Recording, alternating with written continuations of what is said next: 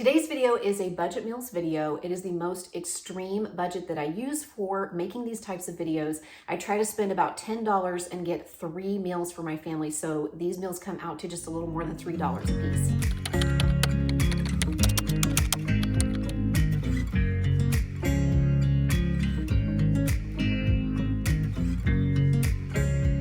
If you are looking for ideas for budget cooking, I have done dozens of videos along these lines. I've used different parameters, I've shopped at different stores, I've had various budgets, I've had some videos that feature multiple meals and some videos that feature just one meal. So if this isn't exactly what you're looking for, or if you like this video and just want to check out more, I hope that you will take a look at that playlist that is in the description box below when you're done watching this video. I also want to say that these videos are not meant to be a sustainable way of eating and living. And I hope if there is anybody out there who is really struggling with food insecurity that you will utilize 211 or local programs in your community that maybe you can discover through churches, through schools, through fire or police departments, through community centers, through your health department that can help you bridge the gap when it comes to providing great nutrition for yourself and your family. My husband and I are very passionate about supporting organizations that address the issues of housing and food insecurity. In fact, the income from this channel is tied to such organizations. And thanks to your viewership, we have been able to donate several $1,000s to organizations that address these issues. And that is what they are there for. So if you need a little help, I hope that you will reach out for it. You and your family deserve to be fed. So why do I do these kinds of challenges? I sometimes get those questions, or I sometimes get some not so nice comments about whether or not I should be doing this. But one of the reasons that I do this is to try to give some ideas. And I hope that it is maybe helpful to somebody who might find themselves in a temporary tight spot, or sometimes it's just a good discipline to practice a little bit of frugality, and it frees up some money in our grocery budget so that we can be more generous. So if you are here because you need these ideas, I hope that you find something useful here. And if you are here just out of curiosity or because you enjoy these kinds of videos, I hope that I can inspire you to think about how you might be able to practice frugality even for just a short amount of time so that you can be more generous. I'm walking into Walmart to shop for this video. The first place I intend to hit is the discount bakery rack. I find one in every Walmart where I shop. Maybe it's different elsewhere, but I'm hoping to start there and see what I can find. Okay, this is what I was hoping to find. A loaf of bread for 75 cents. I was hoping to find the ones that are already sliced, but that's okay. I can slice it, but it's pretty good for a full loaf of bread, 75 cents.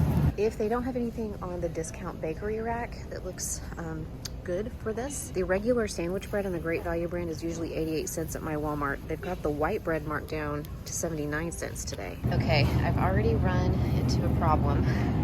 When I looked online, eggs, a dozen eggs was $1.90 in the Walmart app, and they're $2.37 for a dozen here. That's nearly 50 cents higher. So that's gonna bust my $10 budget. I'm gonna have to revisit this and come up with something else. One of the meals I was going to do was scrambled eggs and toast with some bananas, just a really simple meal, actually that my son loves. But eggs have gone up 50 cents in just the last couple of days since I planned this. Maybe they're different at a different Walmart. And you know, eggs, they fluctuate so wildly that maybe it's best I abandon that meal plan anyway and come up with something else. So we will. For now, I'm just gonna pick up the other things that I had planned for the other 2 meals that I'm making for this. By the way, if you watched my video about inflation, I'll leave a link to the description box. These broccoli florets were out of stock last week when I filmed that, and they're back in stock today, same price, and still a 12-ounce bag. Yeah, so yeah, they're back, they have plenty. I am doing something that I've never done before with one of these challenges, and I think I've never done this before anyway. I shopped at multiple stores. Well, I shopped at 2 stores, and that's because as I was trying to sort of reconfigure the meal plan whenever I got into Walmart and realized that the eggs were higher than I was expecting them to be, I kept running into a problem of something not being available at Walmart or something being a little bit too high to fit within the $10 budget that I had set for myself. But then I remembered that I had seen a few of these things at Dollar Tree just a few days ago whenever I was in there looking for some Valentines for my kids. And I thought, Instead of scrapping this entire video, why don't I just go into Dollar Tree, which is literally next door to my Walmart, and grab these 3 items that I want for this meal plan, and then we'll be on our same budget. So if you can't do that, that's okay. These videos are about giving ideas. It's a jumping off point. Maybe some of these items that I'm purchasing you already have. Maybe you can find them all in one store. Maybe you're willing to pay a few more dollars to buy all of the ingredients at the same store. I'm just trying to give some ideas, but this time I did have to go 2 places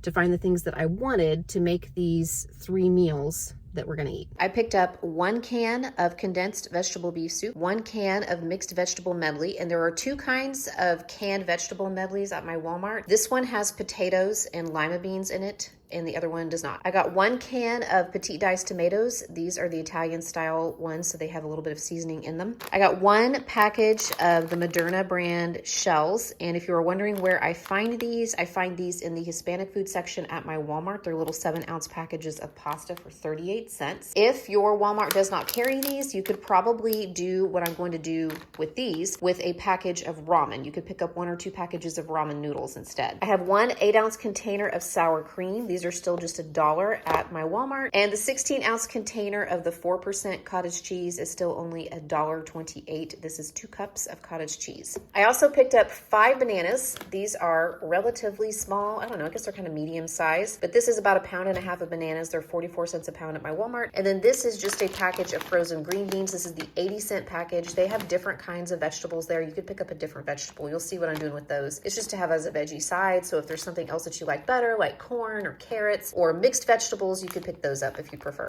These are the 3 things that I picked up at Dollar Tree. I got a complete pancake mix. You want the complete mix. It does not require milk or eggs. You just add water. They do have a complete pancake mix at Walmart that is a really great value. Pardon the pun.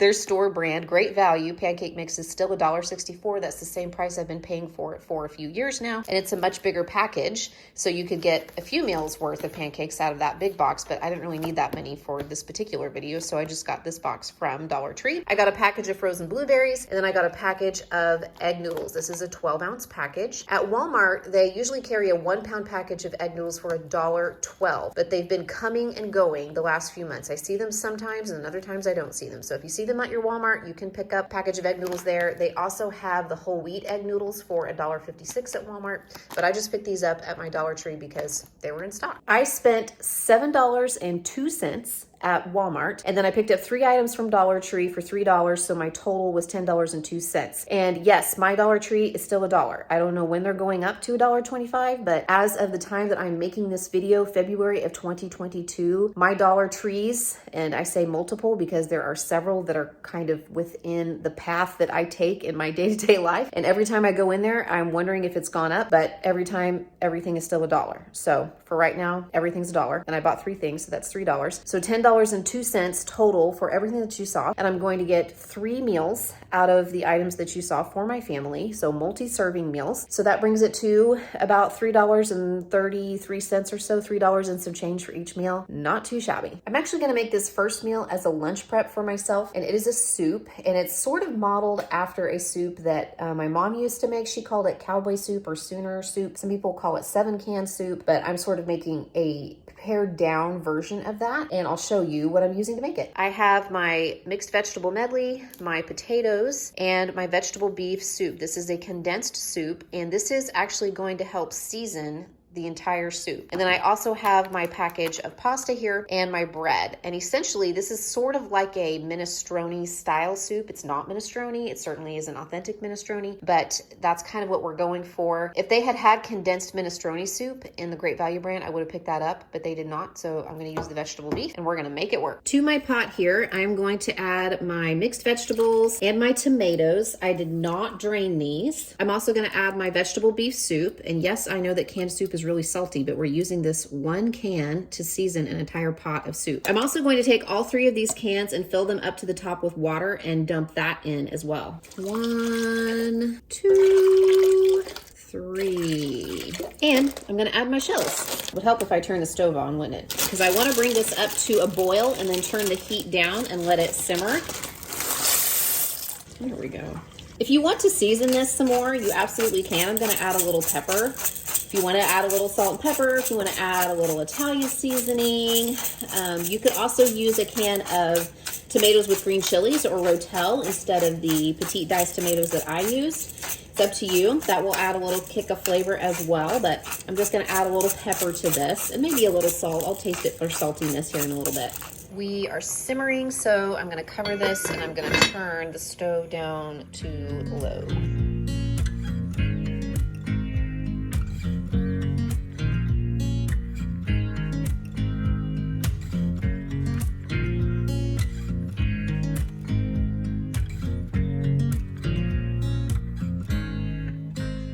For dinner tonight, I'm going to make just a really simple version of cottage cheese noodles. I've sometimes also heard these referred to as Polish noodles. I will leave a recipe linked in the description box below that is, I think, a little more standard recipe. It calls for a little butter and onions as well. I did not buy those things, so I'm not going to use them to make this dish tonight, but you can go and check that out. If you do have a little butter, I think it calls for about half a stick of butter and some onion. I think that would really take this up a notch. Because I am not going to use those things, I am going to use the entire container or 1 cup of sour cream, when I think the original recipe or a standard recipe would only call for half a cup. So just keep that in mind. Cottage cheese noodles. I'm going to use my cottage cheese, my sour cream, my egg noodles, and we're going to have a side of green beans with this as well. I cooked my egg noodles to al dente. They are actually sitting next to this pot on the stove. I have not drained them yet because, well, you'll see. So to my pot right here, I'm going to add my sour cream,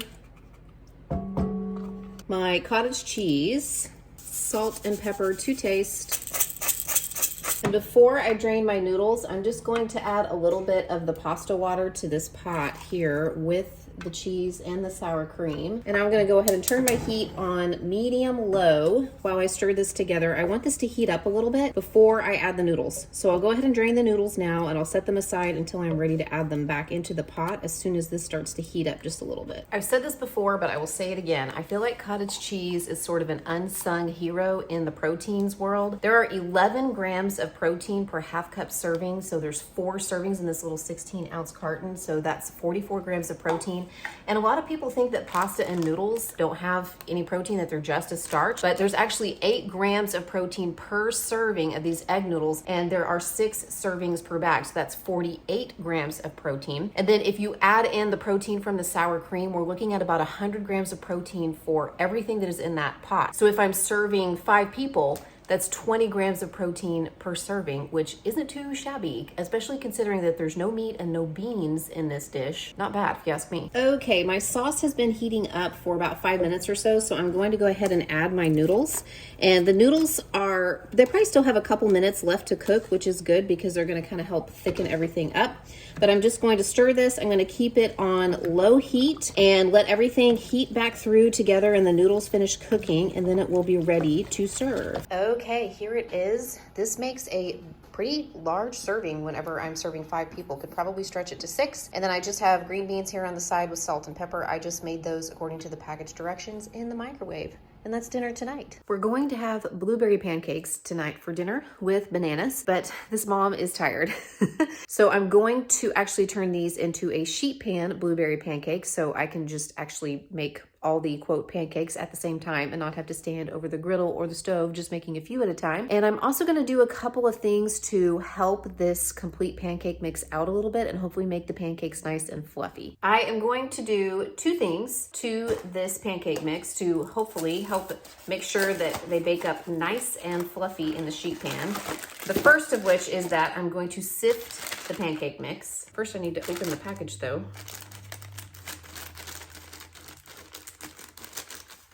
Boy, my kitchen shears are on their last leg.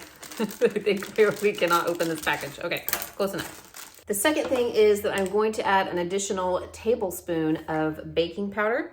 Hopefully this is going to help them rise. This is leavening, so it's gonna help the pancakes rise. And then sifting it all together will help aerate the mix just a little bit so that hopefully when we add the water and mix it up, they'll be nice and light and fluffy.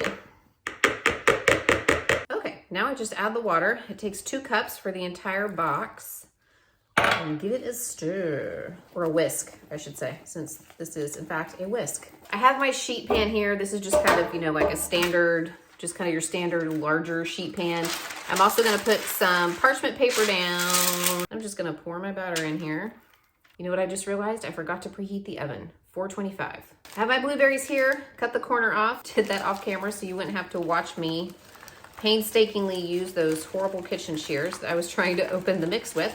I'm just gonna sprinkle those out across the pan, like so, and try to kind of evenly distribute them across the batter. These are still pretty frozen, but I'm not super worried about it. They're gonna bake in the oven for a few minutes, so they'll warm right up in a 425-degree oven. Those need to bake in the oven for 10 to 12 minutes, so I'm gonna set the timer for 10 minutes and check on them and see where they're at, and then that's it, basically. They'll be done. And we're gonna have these with some little sliced up bananas alongside. Really easy dinner, kid-friendly. There's not a pancake, pretty much, that my kids won't eat. Of course, you can jazz these up however you want. If you want to add a little cinnamon, if you want to sprinkle a little cinnamon sugar on top, if you have pancake syrup, if you want to add peanut butter on top, that's how we like to eat our pancakes. You know, if you have stuff on hand that you want to add to these to kind of bulk up the meal, go for it. Otherwise, just plain and simple.